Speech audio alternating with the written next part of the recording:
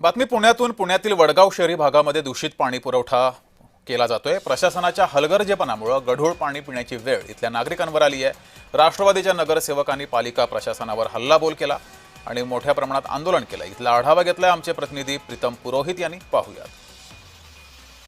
पावसाळा अजून लांबत चाललाय, एल निनोचे संकट आहे। अशातच पुणे शहरामध्ये पाणी कपातीचे संकट आहे, तर दुसऱ्या बाजूला पुणेकरांना जे पाणी मिळतंय अल्प ते देखील दूषित आहे। त्यामुळे वडगाव शहरी भागातील सर्व नागरिक, जनता, मतदार आज पालिकेच्या दारात आलेली आहे। मी पालिकेच्या आतल्या बाजूला आहे, पत्रकार असल्यामुळे मला सोडलं, मात्र ही जनता आहे, सर्वसामान्य प्रश्न घेऊन आले, त्यांना गेटवरती अडवण्यात आलंय।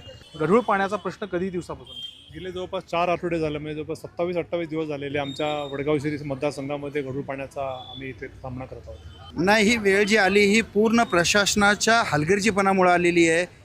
प्रशासनाकडे गेले 3 आठवडे आम्ही सगळे नगरसेवक, सर्व नागरिक आम्ही पाठपुरावा करतोय।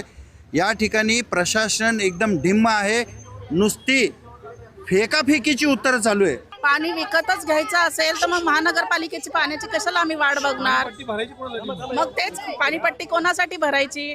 मग विकत घेतो ना। तुम्ही सांगा, मग बिसलेरी पाणी आम्ही घेतो, मिनरल वॉटर, आणि ज्याची परिस्थिती तो घेईल।